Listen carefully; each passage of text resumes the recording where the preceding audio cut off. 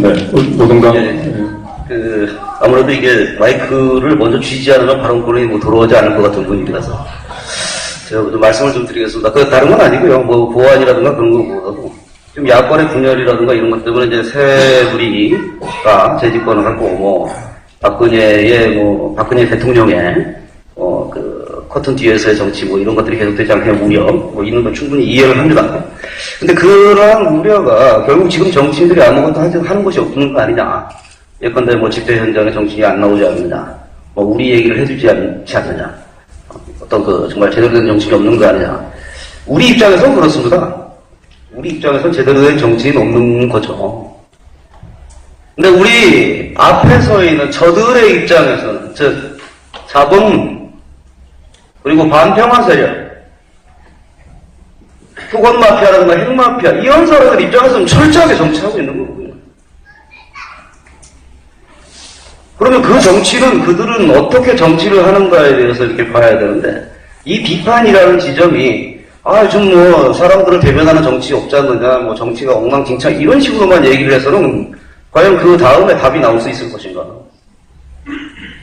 저는 이제 그런 어떤 수준에서의 비판은 누구나 할 수 있다고 생각합니다. 인상 비평에 그치는 것이 아니라 저들이 정말 치열하게 자신들의 이익과 입장을 대변하는 엄청난 정치를 하고 있다라면 우리는 그 반대편은 정말 걔들만큼 치열하고 엄청난 그런 역량을 집결을 해나가면서 지금 정치를 하고 있는지 그들의 정치가 있다면 우리의 정치는 뭔지 그것이 오늘 좀 얘기가 됐으면 좋겠다라는 말씀을 좀 드리고 싶고요. 그래서 저는 좀 이게 앞으로의 논의가 딱 말씀드릴 기회가 있을지 모르겠습니다만 그 정치에 대한 어떤 현재 정치에 대한 어떤 그 비판이 단순히 그렇게 지금 하는 게 없지 않느냐라는 식으로 이렇게 가는 수준에서는, 우리가 할 수 있는 건 무엇이냐라는 어떤 발전적인 좀 어려워지지 않겠는가. 그래서 이 부분을 좀 한번 짚어야겠다고 생각이 들어서 말씀을 드렸습니다. 네. 고맙습니다.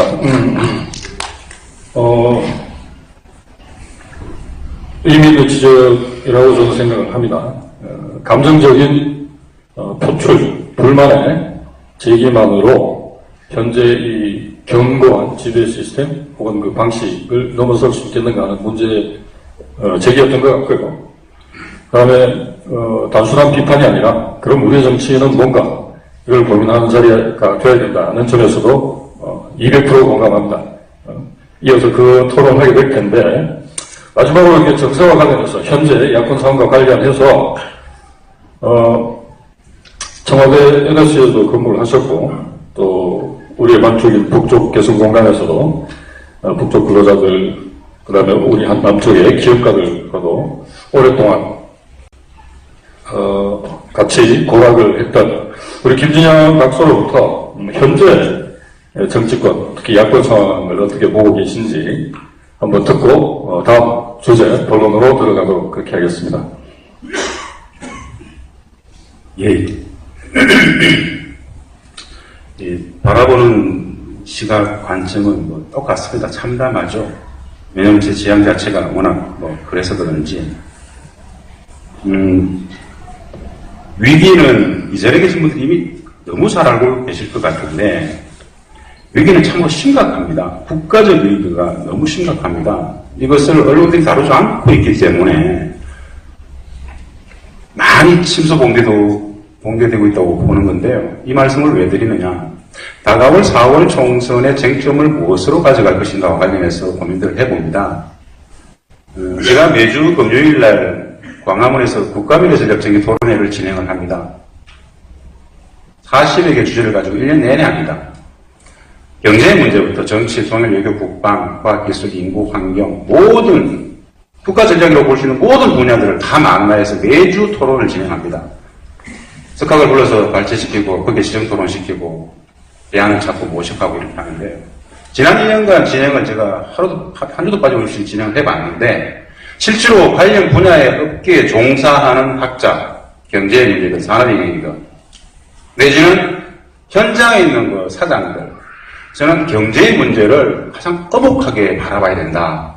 저희 IMF가 눈앞에 있다는 생각이 듭니다. 이 모든 위기는 정책의 실패, 정책의 부재, 그 배후에 있는 정치의 실종입니다. 그 모든 것을 덮어내는 유일한 가치가 쟤네들은 종북에 담는 것 같아요. 언제까지 종북이라는 담론 속에서 내지는 쟤네들이 독재를 계속 인정할 것이냐. 우리가 국민들의 눈높이 속에서 국민들이 먹고 살기 죽겠다, 더 이상 못 살겠다고 하는 가장 직접적인 이유는 바로 경제의 문제더라. 산업의 문제이더라. 그 경제와 산업의 상황이 지금 수준이 어떤 상황인지를 직시하고 그 문제에 대해서라도 계속 지적해주고 제기하고 촉구하고 폭로하고 이렇게 좀 할 때만이 우리가 주도하는 프레임을 짤 수 있을 것이다. 현재 정국이 여당이 야당이 던지는 그런 프레임에 계속 갇힐 것이냐, 아니면 우리가 주도할 것이냐. 이 자리에 계신 분들의 그 아주 분기탱천하는 이 촉구, 분노는 국민들도 똑같이 갖고 있다. 그네들을 어떻게 조직할 것인가의 문제는 이 프레임을 벗어나서 우리가 주도할 수 있는 아젠다 설정들을 했으면 좋겠다. 그 연대들은 이런 자리 통해서 계속 좀 확산시키면 좋겠다. 이런 말씀을 드리면서 사실은 현재 야권 구도를 바라보는 심정, 전 사실은 정종성 대표가 얘기했던 그 말에 100% 동의합니다. 개판입니다. 네, 좋아요. 자, 이제 여러분들, 들으셨겠지만, 현재 상황이, 정상적이라고 생각하는 분은 그들만의 리그를 운영하는 사람들 외에, 혹은 그들도 이게 정상이라고 보지는 않을 것 같습니다. 어디로 갈지, 어디로 튈지 알 수 없는 한국 정치, 그 다음에 백척간두에 서 있는 이런 표현조차 진부한 경제 문제의 이 모순을 뒤덮고 있는 이 거대한 장막 같은 허상이라고 해야 될까요? 헛개비가 이제 종북 프레임이 아닌가. 여기로부터 어떻게 벗어날 수 있을지도 한번 좀 고민을 해주시고, 오늘 이야기 주제로 넘어가겠습니다. 그렇다면 우리가 처해 있는 현실이 개판 혹은 엉망진창이라고 표현되는 이 현실에서 우리는 뭘 해야 되고 어떻게 해야 될 것인가, 이 부분을 좀 집중적으로 토론해야 될 시간이 온 것 같은데, 각을 좀 좁히겠습니다. 총선에 임하는 각 정당 혹은 단체의 이 입장, 우리는 이렇게 할 것이고 무엇을 할 것이고 어떻게 할 것이라도 이야기해 주시되, 어떻게 해보자는 제안까지 포함해서 말씀해 주시면 고맙겠고, 특히 이 모든 논의의 그 저변에는 우리 농사, 자기 농사를 중심으로 고민을 좀 좁혀주셨으면 좋겠어요. 그 다음에 기회가 되면 아까 품앗이 농사라고 하셨나요? 네. 품앗이 농사에 대해서도 이야기를 하도록 하겠습니다만, 우리 김원진 교수부터 시작해서 이 총선에 임하는 입장과 어떻게 할 것인지, 무엇을 할 것인지 이야기 듣겠습니다. 이번 선거에서 진보 진영이 해야 되는 목표라는 거는 여기 계신 분들 대부분 다 동의하시겠지만, 제가 그 표현을 좀 우회시켜서 표현을 하자면 극우정치, 이것만큼은 정말 막아야 된다라는 데 있는 거 아닌가 생각을 합니다. 그래서 더더군다나 지금 이런 선거 상황으로 간다면 3분의 2 개헌 이런 문제까지 이런 얘기까지 나올 정도로 심각한 상황이기 때문에, 그래서 이것을 막는다는 것을 제외한 다른 어떤 것들도 이것보다 더 중요한 문제는 없다라고 생각을 하고요. 그래서 이런 부분들을 그러면 어떻게 바꿔나갈 것이냐, 헤쳐나갈 것이냐라고 봤을 때, 저희는 역시 노동자, 농민, 서민, 청년, 학생으로 대변되는 이 민중들을 믿고 이들과 함께 뭔가를 만들어내는 길을 모색해야 되지 않는가라는 생각을 합니다. 그리고 그거는 이미 우리가 87년 이후에 우리가 끊임없이 겪으면서 깨달아왔던 엄청난 교훈이라고 생각을 하고요. 이 교훈에 맞춰서 지금 현재 상황에서도 이 교훈을 어떻게 현실화해 갈 것인지, 이런 문제를 고민을 해야 된다고 생각을 하는데요. 어떻게 노동자, 농민, 그 다음에 서민, 청년 학생들을 정치의 주인으로 내세우고 그들을 단결시켜 낼 수 있을 것인가, 이런 부분들이 여기에 계신 분들이 같이 고민을 하고 해결해내는 방법을 찾아야 되는 것이 아닌가라는 생각을 하고요. 힘드네요. 이 언론에 대학을 갔다 보니까 제가 말씀을 드리는 게 점점 어려워지겠습니다. 네. 어쨌든 그래서 구정당의 집권을 막고 어쨌든 진보 정치를 되살리는 이런 방향에서 이 노동자, 농민, 서민들의 힘을 믿고 단결하는 것이 우리의 최선의 방책이 아닌가라는 생각을 하고요. 그래서 단결, 그다음에 연대, 통합, 저기 좀 붙여놨는데요. 통합과 연대로 진보 정치 세력을 세력화해내는 이 부분을 우리가 같이 고민해야 되지 않을까 싶습니다. 네. 선거에 출마한 이 후보자로서의 고충은 10분 이하 합니다만, 굉장히 힘들어 하시네요. 제가 생각할 때는, 여러분들의, 격려가 좀 필요할 것 같습니다. 우리 김은지, 교수님께. 응원의 박수 부탁드립니다. 자, 이게 간단하게 이야기하면 지금 현재, 어제였던가요? 민주주의 국민운동 서울행동이죠. 그래서 공식적으로 발표한 총선 대응 전략은 전접하는 1대1 구도로 만들자라는 것인데, 이걸 이제 선거 운동으로 이제 하겠다는 것이죠.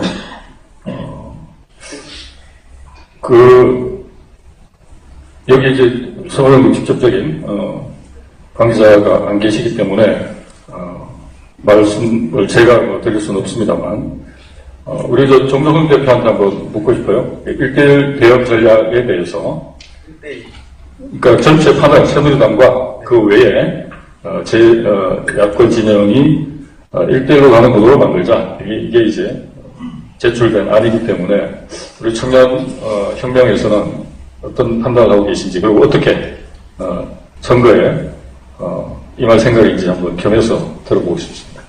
네, 전쟁이가 아니기 때문에 대단히 어렵네요. 어쨌든 현재 상황에서 보면 사실 1대1 구도를 만드는 문제는 대단히 어려워 보입니다.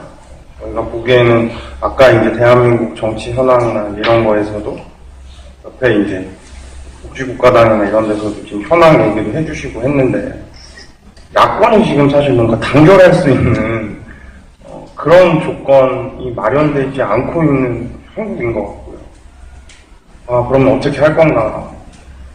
저희도 이제 계속 고민인데, 그렇다고 아예 가능성 문제가 닫혀 있는가? 그것만은 아니라고 봅니다. 뭐냐면 어찌됐건 간에 국민적 저항과 분출이 지금 현재 계속 보이고 있습니다.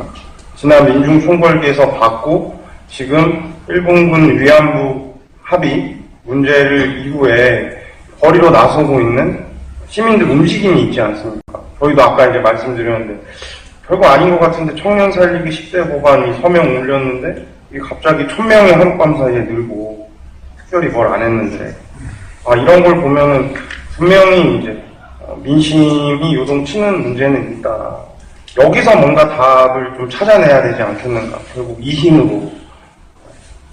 그래서 저희는 제가 생각할 때는 어찌됐건 간에 뭔가 국민들의 역동성 문제, 특히나 이제 박근혜 정부나 워낙 헛발질을 계속 할 걸로 예측이 되는 거 아닙니까? 그래서 좀 그런 것들을 좀 잘 보면서 대응을 잘해 나가자. 여기서 이제 저는 중요하다고 보는 거는 국민들의 역동성 문제가 있는데, 실제로 뭐 저희도 지금 이 자리에 앉아있는 이유가 있는 거 아닙니까? 뭔가 진보 세력이 단결해야 된다. 이게 없으면은 제가 보기에 야권을 뭐 하나로 만들고 이런 거는 정말 요원한 것 같고, 그래서 무엇보다 여기 있는 분들, 진보 진영이라고 소위 표현되는 세력들이 잘 단결하는 문제가 중요하지 않겠나 이렇게 생각합니다. 네. 말이 나온 김에 우선 선관위에 등록된 두 정당과 곧 등록하실 정당의 입장을 우선 듣는 게 순서일 것 같습니다. 그래서 주제는 두 가지로, 우선 각 당의 총선 대응 전략을 우선 짧게 이야기를 해주시고, 진보 정당 혹은 진보 세력의 연대 방안 혹은 연대의 필요성과 그 방법, 이렇게 표현할 수 있겠습니다.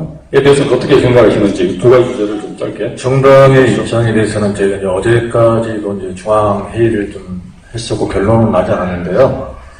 기본적으로 방금 이제 사장님 말씀하신 그리고 이제 여러분들이 가장 궁금해하는 정권 심판론 1대1 구도 여기서 사실 개인적으로든 다음으로든 약간의 회의적입니다. 왜냐하면 지금까지 우리가 선거 때마다 1대1 구도 이야기를 했고 정권 심판론을 이야기했지만 세상은 변함이 없습니다. 특히 야당도 마찬가지입니다. 오히려 좀 전에도 말씀드렸지만 그 구도 속에서 자생할 수 있는 소수 정당이나 가치와 정책을 중심으로 한 정당들이 소멸돼가는 이런 한계들을 저희는 너무나 많이 봤어요. 저희 복지과당도 사실 어렵게 출범했지만 5개 지역에 5,000명의 당원을 모았습니다. 정말 복지과로 가야 한다는 영혼이었으면 하기 힘들거든요. 근데 또 1대1 구도 정권 심판론에 의해서 그런 소수 정당들을 괴멸시켜버리는 그러면 우리는 언제나 다당제를 맛볼 수 있고 언제나 정말 국민 대다수인 노동자나 서민이나 중소상공인이나 자영업자의 이익을 대변할 수 있는 정당이 존재할 수 있느냐는 겁니다. 그 선거 때만 되면은 거대 야당, 여당도 마찬가지입니다. 포괄적인 민생 문제를 가지고 이야기를 하지만 선거만 끝나면은 언제 그러냐는 듯이 친기업, 대재벌 정책들이 편하지 않습니까? 야당은 거기에 보완해동하고 그 법안들을 만드는데 일조를 했습니다. 그래서 지난 20년 동안 대한민국이 헬조선이 됐고 대한민국의 모든 지표가 나빠진 원인 중에 하나가 여당은 어쨌든 간에 기업가, 친기업 그리고 재벌 정책을 했기 때문에 그렇다 치더라도 야당이 그 법안을 만드는데 사인을 해주고 허락을 했다는 거예요. 왜 여기에 대한 심판들은 우리는 묻지 않고 항상 선거 때만 되면 정권개최 1대1 구도만 이야기하는지 솔직히 말씀드리면요 완전히 망해봐야 정신을 차릴까 이런 생각도 해봤습니다.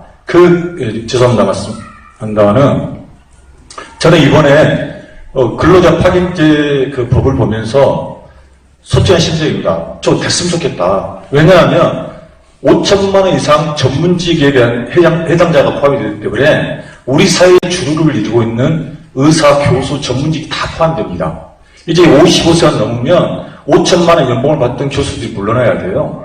그분들이 어떻게 아우성치는가를 한번 보고 싶습니다. 왜냐하면 그동안 그들의 상관은 무관했기 때문에 이 사람들이 사회에 나서지 않고 사회 문제에 등한시했는데 이제는 본인들의 피부로 다가오는 그 상이 된 거죠.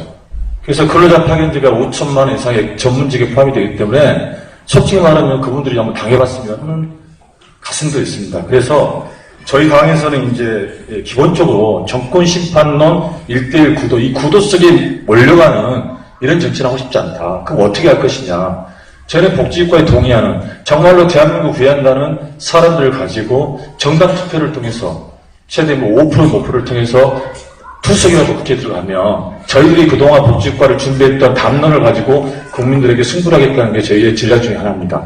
두 번째로는 친부정당에 대해서 간단히 말씀드리면 새들이 각기 지져버리면 그게 소음입니다. 그러나 새들이 한데 어울려가지고 목소리를 내면 아름다운 하음이 되는데 그동안 우리 진보정당이나 진보정치가 과연 새들의 각기 소리처럼 국민들에게 소음으로 들리지 않았나.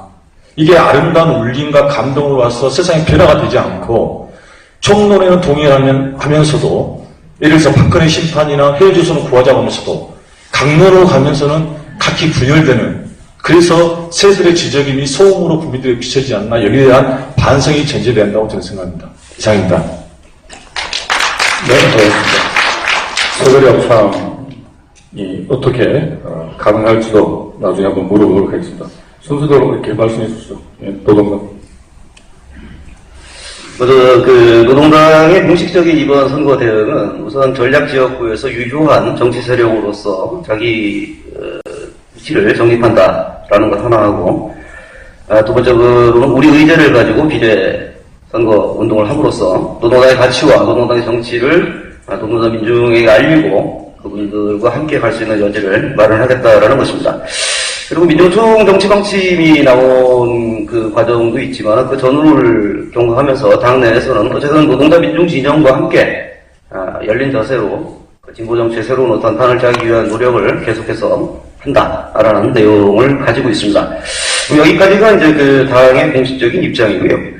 이제부터는 제가 제가 가지고 있는 생각을 좀 말씀을 드리겠습니다. 아까 우리 김은진 대표께서 극우 정당의 출연을 막아야 된다. 물론 이것은 이제 그 후보가 되셨기 때문에 말을 굉장히 돌려서 말씀하신 거겠습니다만, 원래 제가 이 토론의 제안을 받았을 때 이 제목이 새누리당 장기집권 저지라는 내용이 있었습니다.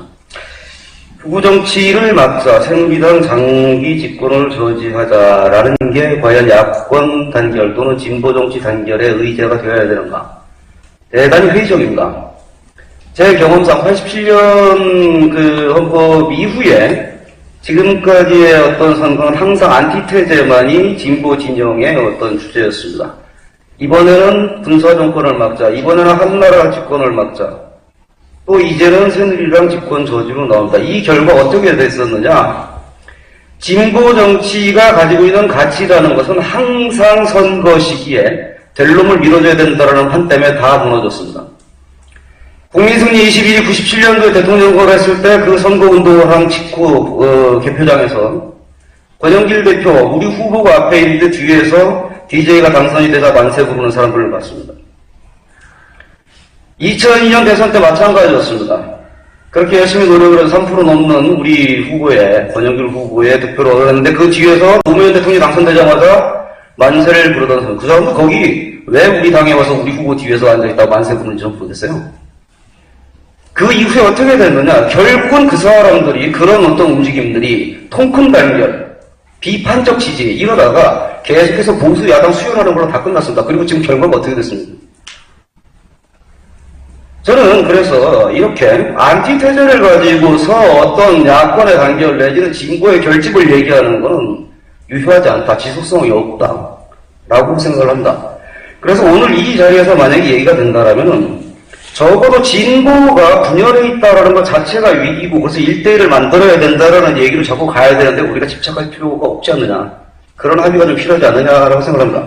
아시다시피 보수는 부패로 망하고 뭐 진보는 분열로 망한다고들 얘기를 하는데 저는 진보가 분열 안 하면 보수가 분열합니까? 보수는 뭘 지켜야 되는지가 너무나 명확한 사람들입니다. 분열할 이유가 없어요.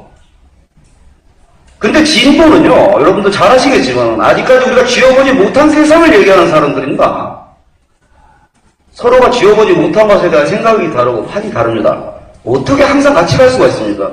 진보의 분열은 필연이고 운명입니다. 그걸 극복하면서 어떻게 같이 갈 것인가를 만들어 나가는 것이 우리의 과제이긴 하나 그 분열이 가는 것이 두렵고 지금 갈라져 있는 것 때문에 아무것도 못하고 우리 새누리당 집권을 못 막겠다 이런 식으로 가서는 저는 발전이 없다고 생각합니다. 그래서 적어도 민주노총이 선거연합정당을 내놨을 때 제가 가졌었던 기대 또는 거기에 대한 비판 좀 이따 기회가 있으면 그 말씀을 드리겠습니다만 저는 그런 것들 다 우리가 한 군데다 몰아놓고 지금부터 우리가 해야 될 거, 그 우리가 얘기하는 진보정치는 뭐냐 이것에 대한 합의부터 먼저 이루어져야 되는 거 아닌가라는 겁니다. 더민당도 진보냐 안당도 진보냐 그러면은 지금 더민당하고 뭔가를 하려고 하는 정의당은 진보라고 봐야 되느냐 여기에 대해서 우리 아무 합의 없지 않습니까?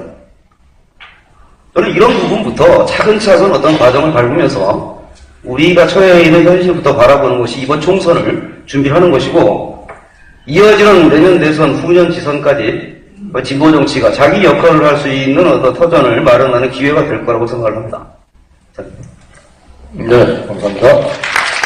자, 어쨌든 안티테제만 가지고는 진보 정치가 자기 목소리를 낼 수 없고 자기 존재를 이해할 수 없다. 뭐 그동안의 경험이 그렇다.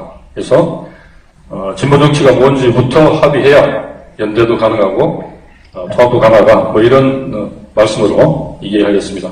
우리 신진영병원 네, 그 두 분이 아주 좋은 말씀하셨는데요.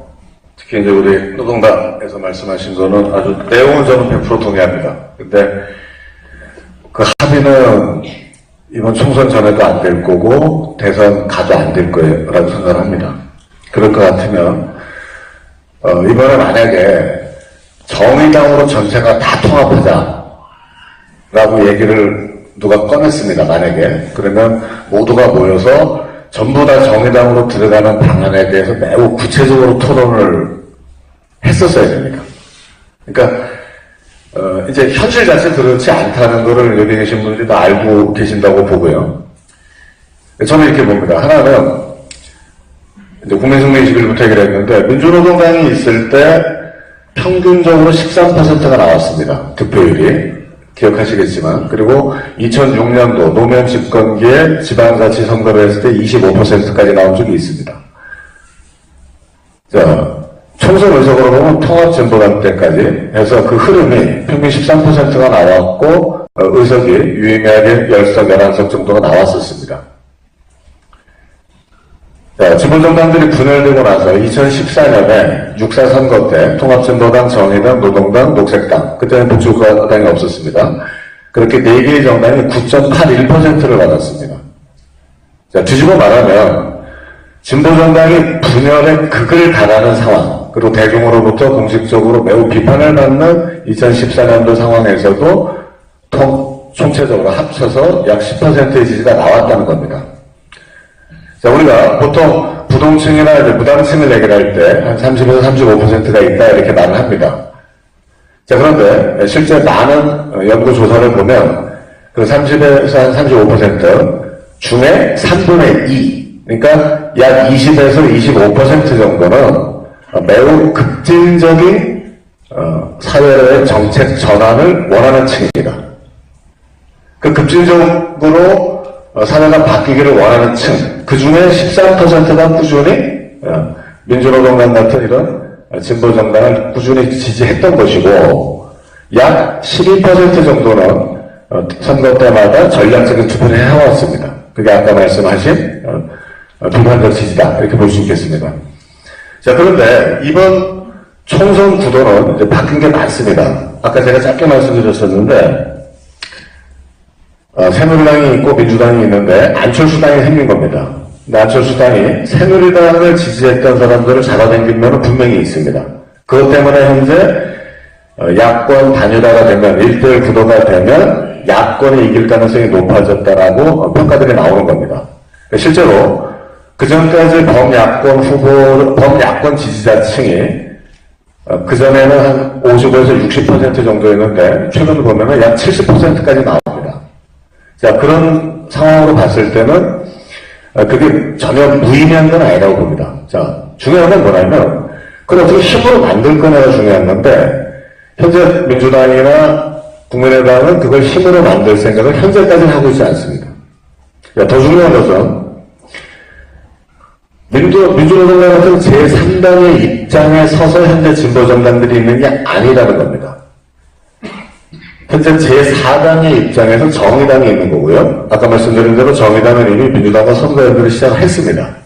그러면 나머지 노동당이든 녹색당이든 복지국가당이든 시민혁명당이든 또 청년이 새로 추진력을 만들어서 만들든 또 해산된 통합진보당 우리 그룹들이 어떻든 다시 한번 시도를 하던, 중요한 것은 제4당이 아닌 제5당부터의 시도가 시작된다는 뜻입니다.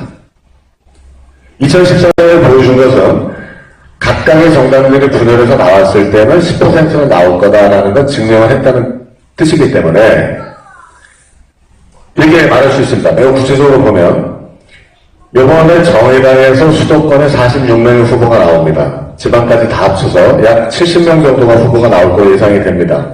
그런데 정당 지지율이 정의당이 얼마나 나올 것인가? 제가 볼 때는 3에서 4% 정도 나올 거라고 봅니다. 많은 분들은 3% 또는 그 언더가 나올 거라고 예측을 하고 있습니다. 자, 노동당의 경우는 지역구 후보가 매우 작을 거라고 봅니다. 그렇지만 노동당의 정당 지지율은 기본적으로 나옵니다. 녹색당은 지역구 후보가 5명이지만 녹색당의 정당 지지율은 이번에 꽤 유의미하게 나올 가능성이 높다. 그러니까 2에서 3% 정도로 약진할 가능성이 높다라고 지금 보여집니다. 자, 그렇다 보면 복지국가당이든 시민혁명당이든 정당들이 전부 출연했을 때에는 당의 득표율, 즉 그것은 약 10% 정도를 가지고 나누는 꼴이 될 겁니다.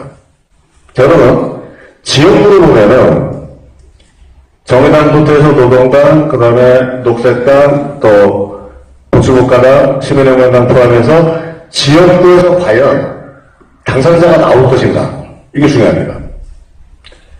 자, 종합적으로 보면 이렇습니다. 첫째는 2012년 통합진보당 또 이런 진보정당들의 사퇴 이후에 우리가 그런 말을 많이 합니다. 일반 대중들이 진보를 버렸다, 이런 얘기까지 합니다. 이번에 분열된 상태로 진보정당들이 선거를 치렀을 때는 비례로 해서 당선이 될 가능성이 있는 곳이 하나, 두 석 정도. 지역구에서 나올 수 있는 게 하나 정도, 둘 정도. 크더라도 서너 석 정도라고 한다면 기존까지의 진보정당 운동은 사실상 공식적으로 소멸했다라고 하는 걸 현재 정치 세력들이 보여주는 결과가 될 거라고 봅니다. 그러니까 우리 현재 진보진영의 정치 세력화라고 하는 거에 고민의 초점은 여기서 시작해야 된다라고 생각을 합니다. 자, 두 번째, 그렇다면 총선 결과가 현재 그렇게 예상이 된다면 지금 당장 시점에서 어떻게 할 것인가, 이게 이제 중요한 과제가 돼야 될 것이고요. 두 번째는 총선 이후에 어떻게 될 것인가가 또 고민돼야 될 겁니다. 우리가 아까 전제에서 새누리당이 또 여대 야소를 만든다면 다른 상황이 펼쳐질 거고요. 어쨌든 야권이 최대한의 선거 연대를 통해서 여소야대를 만들어낼 수 있는 방법은 없을까 하는 것도 우리가 고민을 해봐야 되고요. 또 하나는 매우 구체적으로 진보 쪽에서는 비례를 바라보는 선거 전술 말고 지역구에서의 실질적 연대를 통해서 지역구에서의 진출이 가능한 방법은 없을까라는 걸 창의적으로 고민해야 될 시점이라고 봅니다. 그런 것들이 진행되지 않고 막연함을 갖고서 지금 논의할 단계는 이미 지났다라고 말씀드리고 싶습니다. 네, 감사합니다. 주지자가 역사적 경험을 물어보았지만 선거의 결과가 놓고 보나 진보진영이 분열해서 대항했을 때 어떤 기대도 걸기 어렵다. 이번 선거도 마찬가지일 것이다. 라는 말씀이셨고 목에 한승이냐 두승이냐 별로 중요하지 않다고 생각합니다. 따라서 지금 현재 총선이 불과 석 달도 채 안 남은 거죠. 다가온 어느 상황에서 추상적인 논의보다는 구체적인 방법을 가지고 실질적인 논의를 해야 되지 않느냐 이런 말씀이었던 것 같습니다. 그 방법의 하나로 지역구에서 구체적인 연대 방법을 찾아야 한다. 이렇게 이해가 되겠습니까? 네. 그래서 지난 그 총궐기 과정에 그 방법 중에 하나였다고 생각합니다. 민주노총이 선거연합 정강을 제기를 했습니다. 많은 분들이 추이에 대해서 상당한 관심을 가지고 지켜보신 걸로 알고 있고, 또 이것이 이제 폐기됐죠. 폐기되면서 여러 가지 고민들과 논쟁들도 또한 있었던 걸로 알고 있습니다. 우리 마이크를 전동 박형대 위원장께 넘겨서 민주노총이 발표한 총선 대응 방침은 요약하자면 그렇습니다. 노동균을 중심으로 한 대중조직이 정권 심판을 위한 이 총궐기에 나서면서 동시에 민중진영의 후보를 적극 지원하는 후보 전술과 대중운동을 배합하겠다, 이렇게 요약할 수 있을 것 같습니다. 이 부분에 대해서 그러니까 선거연합 정당의 모멘텀을 살릴 수 있는 방법이 있겠는지, 또 현실적으로 가능하다면 어떤 구상을 하고 계신지 우리 이제 전동의 입장을 먼저 들어보도록 하겠습니다. 정치가 여러 가지 각도로 이렇게 멸망을 하지만은 가장 큰 것은 민중들에게 희망을 주는 거라고 다들 생각하실 겁니다. 저도 마찬가지로 농촌에서 서울을 왔다 갔다 하지만은 구체적으로는 우리 마을 사람들에게 희망을 주는 사람이 돼야 되지, 쓸데없이 서울 왔다 갔다 하는 사람이다 이런 소리 듣기 싫은 거라고 생각합니다. 근데 과연 그분들이 작년에 어떤 희망을 가졌을까? 어떨 때 가장 큰 희망을 가졌냐면은 민중총궐기 때 가장 큰 희망을 가졌습니다.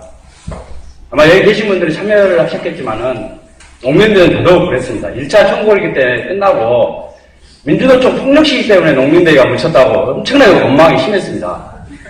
그런데 2차, 3차를 겪으면서 오히려 힘이 났습니다. 왜 힘이 났냐면은 야당같이 쫄지 않고 당황하지 않고 민중진영이 단결했기 때문에, 그거에 너무나 신났기 때문에 희망을 보았던 겁니다.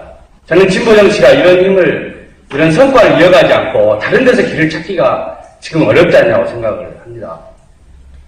1차 총궐기는 우리가 밧줄을 가지고 싸웠다면 2차는 가면을 들고 3차는 꽹가리를 들고 싸웠다면 4차가 2월 27일 날 있습니다. 참고로.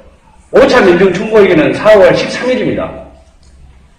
그런데 4월 13일 민중총궐기를 정말 해야 될 민중총궐기를 준비하지 않는 것에 대해서 너무나도 답답해하고 있다고 생각합니다.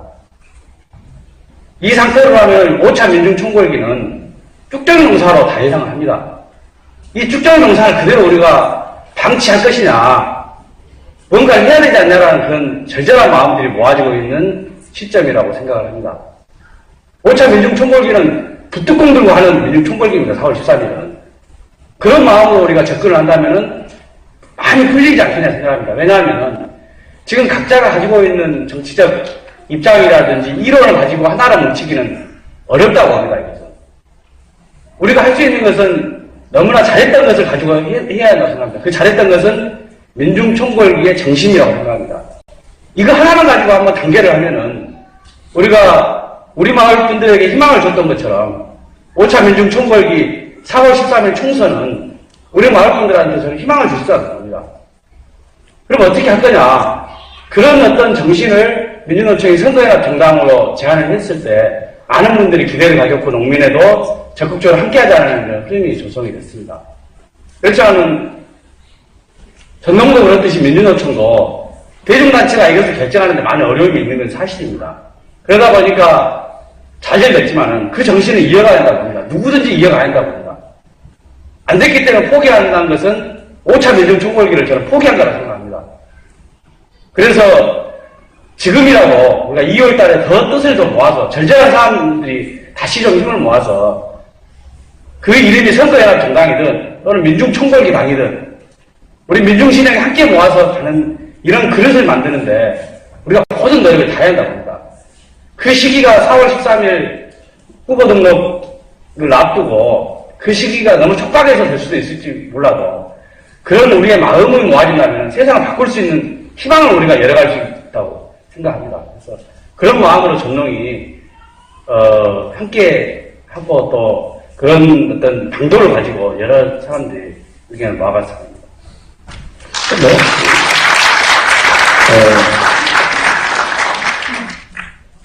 네. 1차는 밥줄이고 2차는 가면이고 3차는 꽹가리를 마셨는데 저도 쌀포대밖에 기억이 안 나는 것 같습니다.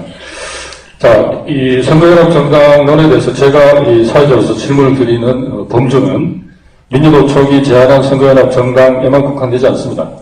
선거연합 정당을 통해서 실현하고자 했던 바, 뭐 다르게 말하면 진보 진영 전체에 단결된 대응, 더 나아가면 단일한 대응을 촉구하고 그 앞장에 민주노총이 서겠다는 선언이었다고 보는데요. 물론 여기 전농 역시 적극적으로 지지하고 또 마지막까지 실현을 위해서 눈물겨운 고투를 벌인 걸로 알고 있습니다만 일단 이 진보 진영 전체의 단결을 전제로 한 총선 대응이라는 게 공통적으로 지적하시는 과제이자 책임이라고 정리할 수 있을 것 같습니다.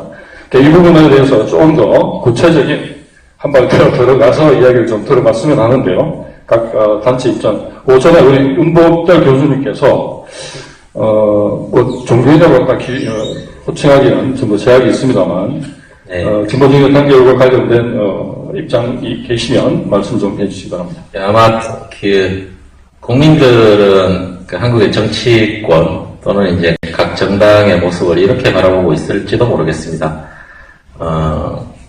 대한민국의 버스는 낭떠러지를 향해서 달려가고 있는데 그 버스 안에서 좋은 자리를 차지하겠다고 싸우고 있는 게 우리 정치인들의 모습일 거고 또는 이제 정당의 모습이다라고 대부분의 국민들은 생각을 하고 있을 겁니다. 이제 여러분들이 말씀을 하셨지만 사실 한국 전체에 대한 실망감은 저로부터 비롯해서 더 이상 희망을 얘기할 수 없을 정도로까지 가 있다라고 생각을 하고 있습니다. 그래서 그 어떤 이야기를 하더라도, 그 어떤 정책을 내세우더라도, 사실은 국민들에게 이게 와닿지 않을 겁니다. 늘상 해왔던 이야기를 또 하는 것 같고, 항상 함께 한다라고 이야기했고, 또 항상 연대한다라고 이야기했지만, 막상 가는 길은 혼자였던 거죠. 홀로 가는 모습을 늘 보여줬기 때문에, 사실은 이제 그 어떤 정책이나 그 어떤 희망적인 이야기들도 국민들에게 쉽게 다가서기는 쉽지 않을 거다라는 생각을 하고 있습니다. 그래서 더더욱 그 연대에 대한 이야기들을 하고 있는 것 같고요. 이제 그 말씀을 하신 분들의 뉘앙스는 조금씩 달랐지만 사실은 그 의미에는 폭넓은 연대에 대한 이야기들을 하고 있는 것 같습니다. 그래서 물론 이제 하나의 정당으로 선거를 기획하고 또는 이제 정책을 연대하는 것은 쉽지 않은 것이 현실입니다. 하지만 할 수 있는 일을 같이 할 수 있는 일을 찾다 보면 당장의 선거 연계는 힘들겠지만 정책과 관련해서는 분명히 할 수 있는 일이 있을 거라고 생각을 하고 있습니다. 물론 이제 정책을 만들어가는 또한 이제 소수정당이나 다당제로 가기 위한 선거구에 대한 논의부터 시작을 한다면 훨씬 더 바람직할 거라고 생각을 하고 있고요. 종교의 경전도 마찬가지입니다. 종교의 경전은, 전 세계에 있는 종교의 경전은 80%가 같은 언어로 쓰여져 있다고 합니다. 그러니까 단지 다른 20% 때문에 2000년, 3000년간을 끊임없이 갈등하고 대립하고 전쟁을 겪어오고 있습니다. 마찬가지일 겁니다. 다르지 않은 부분들이 분명히 훨씬 더 많이 존재를 할 거라고 생각을 하고 있고요. 그런 것들을 찾아낸다면 사실은 가능한 일들이 눈에 보이지 않을까라는 생각을 하고 있습니다. 그게 종교 간에서는 해결하지 못하는 일을 그러면 한국 정치에서는 왜 해결하라 그러면 사실은 제가 이렇게 지혜롭게 드릴 수 있는 말씀은 없습니다. 하지만 한국 정치니까 가능한 것이고, 그리고 이제 더 이상 달라져서는 살 수 없는 절체절명의 위기에 와 있지 않습니까? 그리고 당장의 이런 불평등한 사회 구조가 양극화를 넘어서서 저는 계급화 사회로 가고 있다라고 생각을 하고 있습니다. 이러한 위기들을 슬기롭고 지혜롭게 이겨내지 못한다면 우리가 가야 할 미래는 눈에 뻔하지 않나, 눈에 훤히 보이는 일이지 않나라는 생각을 합니다. 그래서 이런 기회를 좀 스스로 찾아내고 더 나아가서 좀 스스로 대안을 만드는 행동들을 해야 되지 않을까라는 생각을 하고요. 종교는 사실은 이제 한국 정치사에서 끊임없이 한국 종교, 한국 정치와 대부분 유착을 해왔습니다. 그렇지 않은 시기는 거의 없다라고 할 정도로 끊임없이 유착을 해왔지만, 또 마찬가지로 그 유착의 고리를 끊기 위해서 정치권과 대립하고 또는 이제 공정한 목소리를 내기 위해서 노력했던 많은 종교인들이 있습니다. 마찬가지로 이번 총선과 또 대선으로 이어지는 과정에서 끊임없이 목소리를 내왔던 공동의 정의를 위해서 그리고 공동선을 위해서 노력해왔던 종교인들을 연대해서 또 함께 우리 사회의 바람직한 미래에 대해서 이야기하는 자리들을 많이 만들고, 또 2030년이면 대한민국이 초고령 사회로 진입을 한다고 합니다. 고령자들이 무척 많은 곳이 종교계입니다. 그래서 이 옆에 아름다운 또 우리 그 대한민국 효녀연합의 대표가 계시는 것처럼 사실은 그 청년들을 넘어서는 뭔가에 대한 외연의 확대, 이런 것들도 종교계 내에서 좀 고민을 해야 될 부분이 아닌가라는 생각을 또 오늘 이 자리를 통해서 좀 성찰을 해보았습니다. 예, 이상입니다. 네, 감사합니다. 자, 달리는 버스가 낭떠지로 가고 있는데 현실 정치는 그 안에서 자리 다툼만 하는 거 아니냐. 그리고 뭐 좀 애둘러서 말씀하셨지만 종교인들은 정치권에서 잘 판을 짜면 열심히 돌 준비되어 있다. 판이 준비됐냐? 뭐 이렇게 따져 물으신 것 같습니다. 그리고 청년들 넘어서는 독자적인 활동 계획에 대해서도 말씀해 주셨고요. 시간의 상당히 좀 지났습니다. 사실 이제 여기서 어떤 정치적인 합의나 결론을 도출하기는 대단히 힘들다고 생각합니다. 다만 이후에 진행될 실질적인 정치 세력들, 정당 간의 이 토론과 단결을 위한 다양한 논의에 어떤 그 멍석을 깐다고 할까요? 표현이 뭐 적절한지 모르겠습니다만 내 역할만 하더라도 상당히 미묘했다고 생각을 하고요. 마지막으로 집중적으로 좀 묻고 싶은 질문은 그럼 이제 어떻게 단결할 것인가 하는 거겠죠. 자, 선거연합정당의 정신을 살리고 진보 진영이 단합된 대응을 하기 위해서는 어떻게 해야 될 것인지 또 어떻게 하고자 하는지 부분에 대해서 전체 참여자들에게 묻겠습니다. 김원중 교수님부터 마지막 발언이라고 생각을 해주시고 단결의 방법과 나름의 비책 있으시면 기탄 없이 소개해 주시기 바랍니다. 선거법 위반 아닐 것 같습니다. 제가 80년대에 대학을 다녔는데요.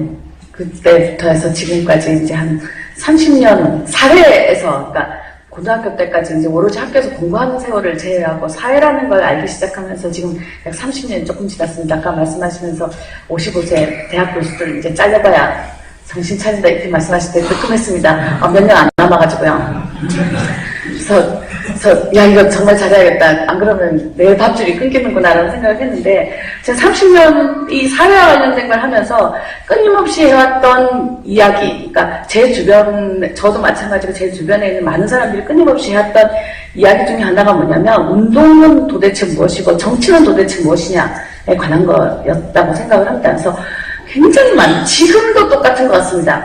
지금도 여전히 우리가 운동을 하는 사람이냐 정치를 하는 사람이냐에 대한 것조차도 불분명한 상황이 우리가 지금 처해져 있는 상황이 아닌가라는 생각을 합니다. 그래서 저는 방금 좀 전에 반영대 정책위원장님께서 말씀하신 것처럼 대중조직, 우리는 대중조직이고 그러니까 대중조직에서 할 수 있는 역할이 이만큼이고 그 다음 나머지는 정치조직이 어떤 식으로 정치 세력을 하고 이런 부분들이 필요하다라는 걸 얘기를 하면서 이제 끊임없이 운동과 정치에 관한 얘기를 하는데요. 그리고 아까 말씀하실 때 또 진보는 분열로 망한다라고 하는 말씀과 그 다음에 진보는 분열이 본질이다. 이것도요 SNS나 뭐 이런 온갖 글 보면은 수만 명이 한 얘기입니다. 한쪽에서 진보는 분열로 망한다더니 꼴 좋다 이러면 한쪽에서 진보는 원래 분열이 본질이다. 꼭 이 논쟁 붙습니다. 저는 그게 지금 오늘 2016년 1월 30일 우리가 이 자리에 모인 이유라고 생각을 합니다. 도대체 진보가 분열이 본질이냐 아니면 진보가 분열로 망하는 것이냐 라는 거를 논의하기 위해서 여기에 모인 게 아니라고 생각을 합니다. 그게 아니라 정말로 우리가 바꾸기를 원한다면 어떻게 바꿀 것인가, 누구를 믿고 바꿀 것인가의 문제라는 거죠. 노동자 농민들이 물론 다양한 안도 나오고 폐기도 되고 지금 그 폐기된 것 때문에 누군가는 좌절을 할 것이고 누군가는 더 노력을 하자는 얘기를 할 것이고 뭐 여러 가지 이유라고 생각합니다. 하지만 지난 오랜 세월 동안 우리가 믿어왔던 것은 기존의 정치권이 아니었습니다. 우리가 믿었던 것은 노동자, 농민, 서민, 청년 학생들이었습니다. 지금도 당연히 노동자, 농민, 청년 학생, 서민들을 믿고 가야 된다고 생각을 합니다. 버스에서 좋은 자리, 뭐가 중요합니까? 버스가 땅떨어지게 떨어지게 생겼는데요. 그래서 저는 지금이라도 늦지 않았다고 생각합니다. 누군가는 반드시 실현을 해야 되고, 누군가는 이것을 위해서 정말로 밑바닥에서부터 노력을 해야 된다고 생각을 하고요. 그것이 뭐냐면, 가장 낮은 수준에서라도 연대를 하자라는 것입니다. 가장 낮은 수준에서 연대조차도 안 된다면, 그것조차도 안 된다면 우리가 앞으로 어떤 것에서 무엇을 꿈꿀 수 있겠습니까? 그래서 지금 현재 선거연합정당 그거와 유사한 형태로 마찬가지 아까 민중총궐기당도 괜찮다라고 말씀하셨는데 농민들이 제2의 강기갑 제2의 김선동을 얘기를 하는 건 이 절박함에 대한 것들을 우리가 여기에서 답해야 할 시간이라고 생각을 합니다.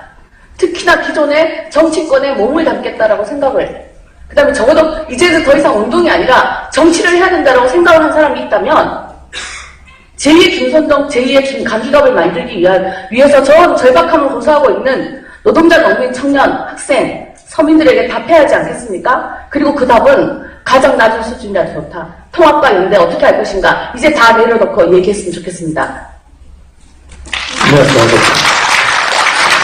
네, 가장 여쭤봐도 될까요? 가장 낮은 수준이라 하시면 예를 들어 어떤 예를 들 수 있을까요? 아까 하는데요.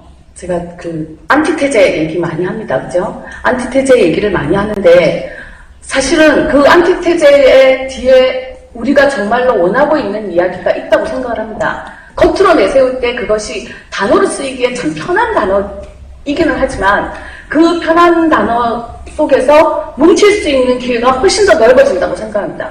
동의가 되는 부분들이 넓어지기 때문이죠. 그래서 뭔가 하나가 있는데 적어도 이거는 아니어야 되겠다라고 생각하면 나머지가 다 뭉칠 수 있는 거 아닙니까? 그래서 저는 비록 그것이 단어로 표현될 때 안티테제처럼 보인다 하더라도 정말로 중요한 의제라고 생각을 하고요. 이 부분에 대한 부분을 같이 논의를 했으면 좋겠습니다.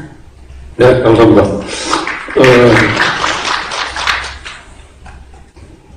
분열이 진보의 본질이 아니라 단결로 나아가는 운동이 진보의 본질이다. 이런 말씀 먼저 해주셨고요. 특정한 사례를 들지는 않았지만, 진보 진영이 총선에 임함에 있어서 성격적으로 해결될 과제로 그럼 현재적으로 동의할 수 있는 수준이 뭔가, 그리고 그 방법은 뭔가, 이것부터 시작하자는 말씀으로 정리할 수 있겠습니다. 어떻게 복수당부터 하실까요? 예. 등록부터 할까요?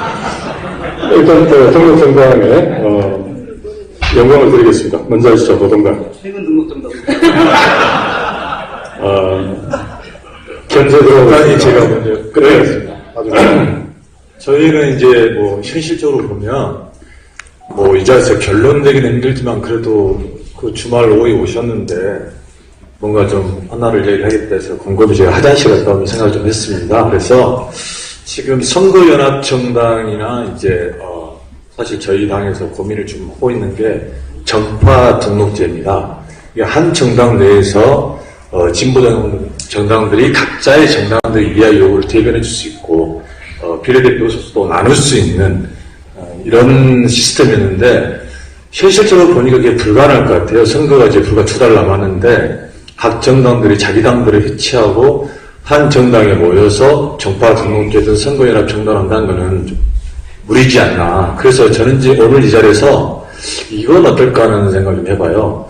그게 힘들다면 질문지 내용을 보니까 새누리당과 보수 언론이 공격 예상된다 우리가 단결하면 심지어 야당도 우리를 견제하지 않겠냐 이런 내용인데 저는 정말 보수 언론이나 야당이 우리를 견제할 만큼이라도 앞으로 나갔으면 좋겠어요. 사실 저희들의 관심을 안 갖고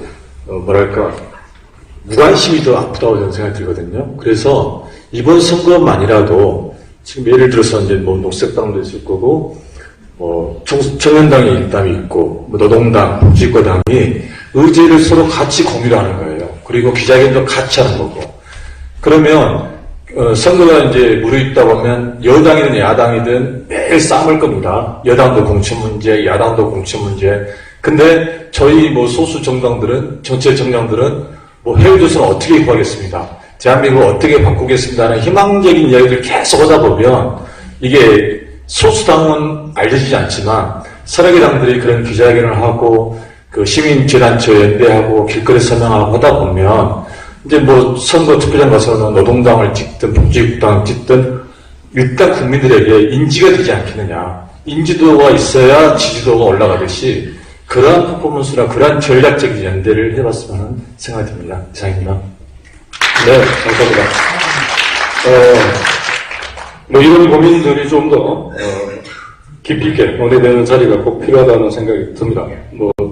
정파등록제가 시기적으로 늦다면 이 무관심으로부터 극복하기 위해서라도 공동의 기획과 그다음에 의제를 공유하고 공동행동을 찾을 수 있는 방법을 적극적으로 모색하자라는 의견으로 들었습니다. 가장 오래된 선거입니다. 아까 제가 미처 중앙선거관리위원회 등록정당 지금 상황을 이번 주에 새로 확인하지 않는 바람에 굉장히 큰 결례를 저질렀습니다. 다시 이 자리를 빌어서 일단 뭐 사과를 좀 드려야 될 것 같고요. 네. 저는 오늘 그것까지 바라고 오진 않았었습니다. 구체적으로 그러면 이제부터 무엇을 어떻게 할 것인가. 그래서 여기 계신 분들과 이 앞에 나와 있는 모든 이 참가자들이 구체적으로 무엇을 할 것인가에 대한 얘기가 오늘 다 나올 거라고는 예상하지는 않았습니다. 근데 그게 굉장히 중요하죠. 선거는 현실입니다. 선거는 성적표를 받는 과정이고요. 그렇기 때문에 선거를 하려면요, 어쨌든 다들 경험해 보셨으니까 아시겠지만 분명한 어떤 그 목적이 있어야 돼. 실물적인 목적이 있어야 되는 겁니다. 몇 명을 당선시킬 건지, 어디서 당선시킬 건지, 미래 몇 프로, 이게 사실 계산이 나와야 선거운동이 되는 것이고, 그러다 보니까 의제라든가, 아젠다를 세팅한다든가, 또는 조직을 어떻게 갖출 것인가, 인물을 누굴 내보낼 것인가, 이거 선거에서 굉장히 이제 구체적인 내용이 되겠죠. 여기서 단결해가지고 선거를 대응한다 그러면 이제 이런 부분까지도 얘기가 돼야 될 것이고, 대중조직에서 제출된, 민주로 추진한 대중조직에서 제출된 선거연합 역시도 바로 이런 구체적인 실물적인 측면을 어떻게 만들어 나갈 것인가에 대한 하나의 아이디어였었다라고 생각을 합니다. 근데 저는 이제 다시 한번 좀 강조를 해야 될 거는, 제가 이제 구체적으로 말씀을 드린 그런 기회를 좀 따로 가졌으면 좋겠습니다만, 당위는 아까 저도 당위적으로 진보 보수 말씀도 드렸고 여러 가지 말씀드렸습니다. 당위적으로는 가장 낮은 수준에서 뭔가를 해야 되지 않겠느냐. 물론 저는 이제 후보가 아니니까 직설적으로 말씀드리면은 새누리당 재집권을 막아야 되지 않겠느냐, 이런 걸 가지고서 이제 얘기를 아주 낮은 수준에서 합의를 할 수 있겠죠.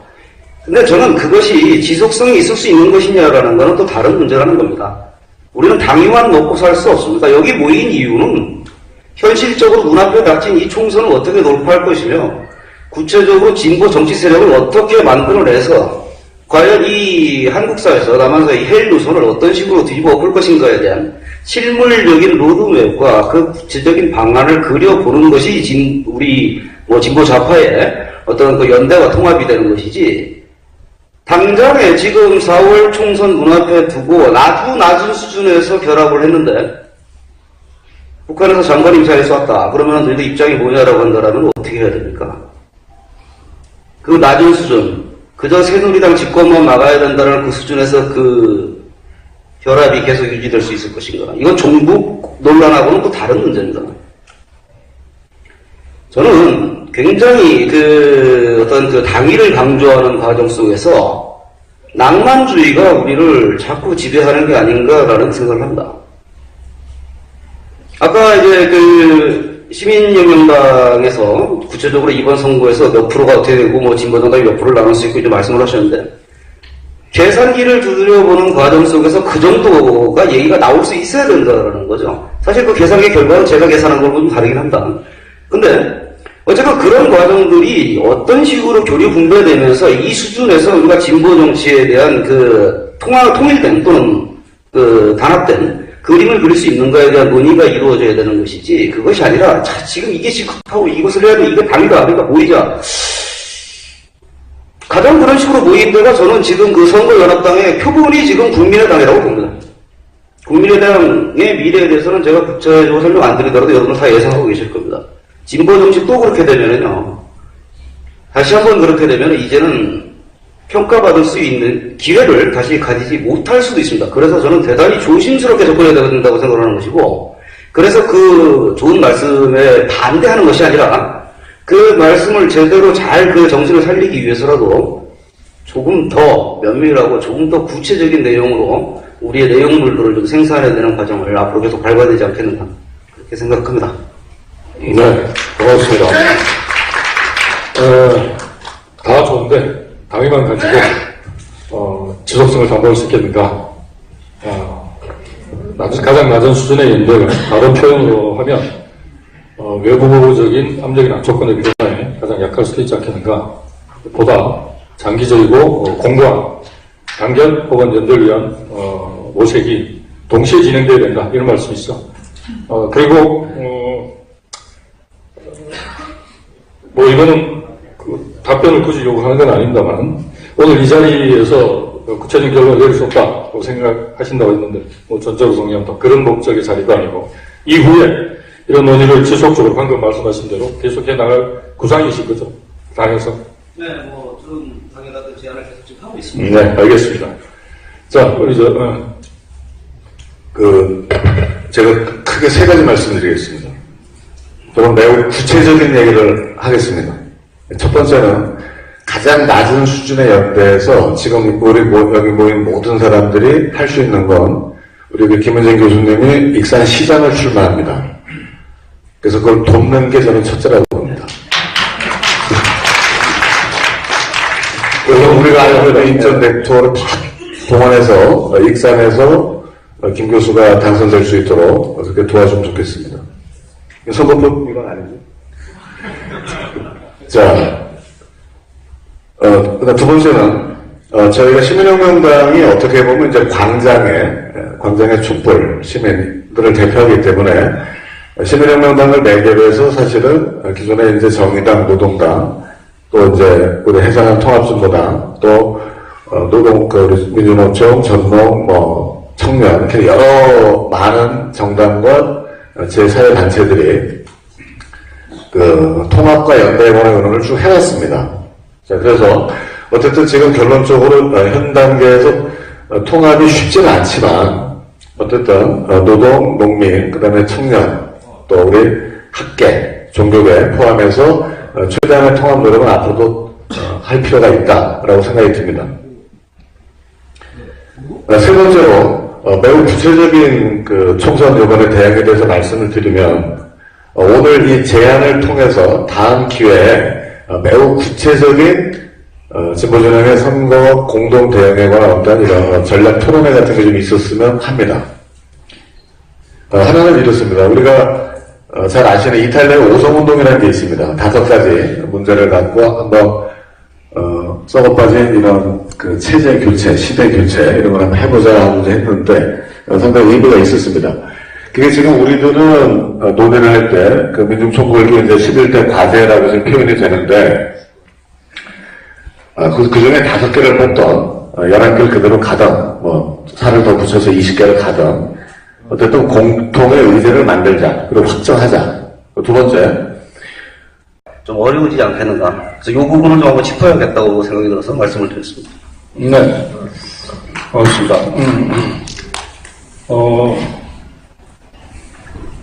의미있는 지적이라고 저도 생각을 합니다. 감정적인 표출, 불만의 제기만으로 현재 이 견고한 지배 시스템 혹은 그 방식을 넘어설 수 있겠는가 하는 문제 제기였던 것 같고요. 그 다음에 단순한 비판이 아니라 그럼 우리의 정치인은 뭔가 이걸 고민하는 자리가 되어야 된다는 점에서도 200% 공감합니다. 이어서 그 토론을 하게 될 텐데 마지막으로 이렇게 정서와 관련해서 현재 야권 상황과 관련해서 청와대 NS에도 근무를 하셨고 또 우리의 반쪽인 북쪽 개성공단에서도 북쪽 근로자들 그 다음에 우리 한 남쪽의 기업가들과도 오랫동안 같이 고락을 했던 우리 김진영 박사로부터 현재 정치권 특히 야권 상황을 어떻게 보고 계신지 한번 듣고 다음 주제 본론으로 들어가도록 그렇게 하겠습니다. 예. 바라보는 시각 관점은 똑같습니다. 참담하죠. 왜냐하면 제 지향 자체가 워낙 그래서 그런지 위기는 이 자리에 계신 분들이 이미 너무 잘 알고 계실 것 같은데 위기는 참으로 심각합니다. 국가적 위기가 너무 심각합니다. 이것을 언론들이 다루지 않고 있기 때문에 많이 침소봉대되고 있다고 보는 건데요. 이 말씀을 왜 드리느냐. 다가올 4월 총선의 쟁점을 무엇으로 가져갈 것인가와 관련해서 고민들을 해봅니다. 제가 매주 금요일날 광화문에서 국가미래전략적인 토론회를 진행을 합니다. 40여 개 주제를 가지고 1년 내내 합니다. 경제 문제부터 정치, 통일, 외교, 국방, 과학기술, 인구, 환경 모든 국가 전략이라고 볼 수 있는 모든 분야들을 다 망라해서 매주 토론을 진행합니다. 석학을 불러서 발제시키고 거기에 시정토론시키고 대안을 찾고 모색하고 이렇게 하는데 지난 2년간 진행을 제가 한 주도 빠짐없이 진행을 해봤는데 실제로 관련 분야의 업계에 종사하는 학자, 경제 문제든 산업영역이든 내지는 현장에 있는 그 사장들, 저는 경제의 문제를 가장 엄혹하게 바라봐야 된다. 저희 IMF가 눈앞에 있다는 생각이 듭니다. 이 모든 위기는 정책의 실패, 정책의 부재, 그 배후에 있는 정치의 실종입니다. 그 모든 것을 덮어내는 유일한 가치가 쟤네들은 종북에 담는 것 같아요. 언제까지 종북이라는 담론 속에서 내지는 쟤네들 독재를 계속 인정할 것이냐. 우리가 국민들의 눈높이 속에서 국민들이 먹고 살기 죽겠다, 더 이상 못 살겠다고 하는 가장 직접적인 이유는 바로 경제의 문제더라. 산업의 문제이더라. 그 경제와 산업의 상황이 지금 수준이 어떤 상황인지를 직시하고 그 문제에 대해서라도 계속 지적해주고 제기하고 촉구하고 폭로하고 이렇게 좀 할 때만이 우리가 주도하는 프레임을 짤 수 있을 것이다. 현재 정국이 여당이 야당이 던지는 그런 프레임에 계속 갇힐 것이냐, 아니면 우리가 주도할 것이냐. 이 자리에 계신 분들의 그 아주 분기탱천하는 이 촉구, 분노는 국민들도 똑같이 갖고 있다. 그네들을 어떻게 조직할 것인가의 문제는 이 프레임을 벗어나서 우리가 주도할 수 있는 아젠다 설정들을 했으면 좋겠다. 그 연대들은 이런 자리 통해서 계속 좀 확산시키면 좋겠다. 이런 말씀을 드리면서 사실은 현재 야권 구도를 바라보는 심정, 전 사실은 정종성 대표가 얘기했던 그 말에 100% 동의합니다. 개판입니다. 네, 수고하셨습니다. 자, 이제 여러분들, 들으셨겠지만, 현재 상황이, 정상적이라고 생각하는 분은 그들만의 리그를 운영하는 사람들 외에, 혹은 그들도 이게 정상이라고 보지는 않을 것 같습니다. 어디로 갈지, 어디로 튈지 알 수 없는 한국 정치, 그 다음에 백척간두에 서 있는 이런 의원조차 진부한 경제 문제의 이 모순을 뒤덮고 있는 이 거대한 장막 같은 허상이라고 해야 될까요? 헛개비가 이제 종북 프레임이 아닌가. 여기로부터 어떻게 벗어날 수 있을지도 한번 좀 고민을 해주시고, 오늘 이야기 주제로 넘어가겠습니다. 그렇다면 우리가 처해 있는 현실이 개판 혹은 엉망진창이라고 표현되는 이 현실에서 우리는 뭘 해야 되고 어떻게 해야 될 것인가, 이 부분을 좀 집중적으로 토론해야 될 시간이 온 것 같은데, 각을 좀 좁히겠습니다. 총선에 임하는 각 정당 혹은 단체의 이 입장, 우리는 이렇게 할 것이고 무엇을 할 것이고 어떻게 할 것이라도 이야기해 주시되, 어떻게 해보자는 제안까지 포함해서 말씀해 주시면 고맙겠고, 특히 이 모든 논의의 그 저변에는 우리 농사, 자기 농사를 중심으로 고민을 좀 좁혀주셨으면 좋겠어요. 그 다음에 기회가 되면 아까 품앗이 농사로 하셨나요? 네. 품앗이 농사에 대해서도 이야기를 하도록 하겠습니다만, 우리 김원진 교수부터 시작해서 이 총선에 임하는 입장과 어떻게 할 것인지, 무엇을 할 것인지 이야기 듣겠습니다.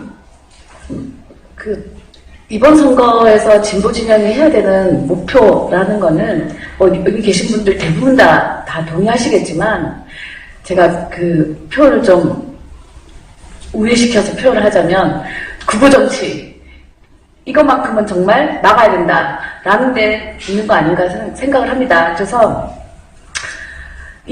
더더군다나 지금 이런 선거 상황으로 간다면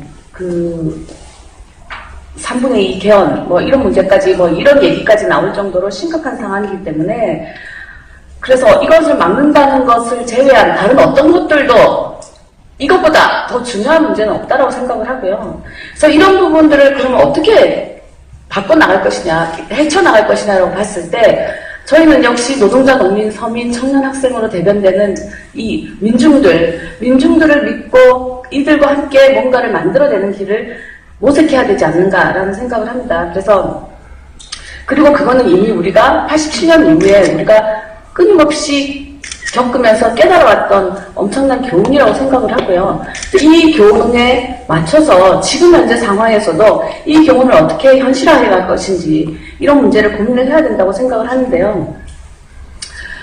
어떻게 노동자, 농민, 그 다음에 서민, 청년 학생들을 정치의 주민으로 내세우고 그들을 단결시켜 낼 수 있을 것인가. 이런 부분들이 여기에 계신 분들이 같이 고민을 하고 해결해내고 방법을 찾아야 되는 것이 아닌가라는 생각을 하고요. 힘드네요. 이 언론에 제안을 받다 보니까 제가 말씀을 드리는 게 점점 어려워지겠습니다. 네. 어쨌든, 그래서 구정당의 집권을 막고, 어쨌든 진보 정치를 되살리는 이런 방향에서 이 노동자, 농민, 서민들의 힘을 믿고 단결하는 것이 우리의 최선의 방책이 아닌가라는 생각을 하고요. 그래서 단결, 그 다음에 연대, 통합, 저기 좀 붙여놨는데요. 통합과 연대로 진보 정치 세력을 세력화해내는 이 부분을 우리가 같이 고민해야 되지 않을까 싶습니다. 네.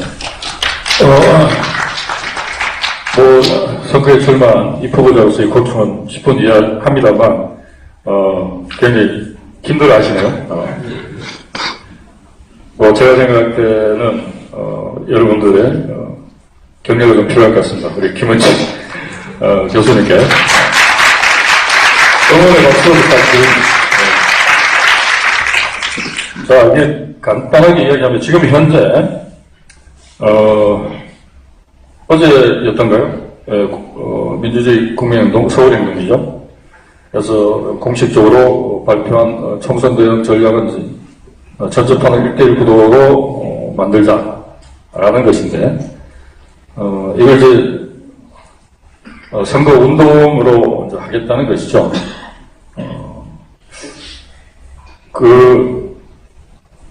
여기 이제 서울행동 직접적인 관계자가 안 계시기 때문에 말씀을 제가 드릴 수는 없습니다만, 우리 정종훈 대표한테 한번 묻고 싶어요. 1대1 대응 전략에 대해서, 그러니까 전체 판을 새누리당과 그 외에 야권 진영이 1대1로 가는 구도로 만들자. 이게 이제 제출된 안이기 때문에 우리 청년 혁명에서는 어떤 판단을 하고 계신지, 그리고 어떻게 선거에 임할 생각인지 한번 겸해서 들어보고 싶습니다. 네, 전쟁이가 아니기 때문에 대단히 어렵네요. 어쨌든 현재 상황에서 보면 사실 1대1 구도를 만드는 문제는 대단히 어려워 보입니다.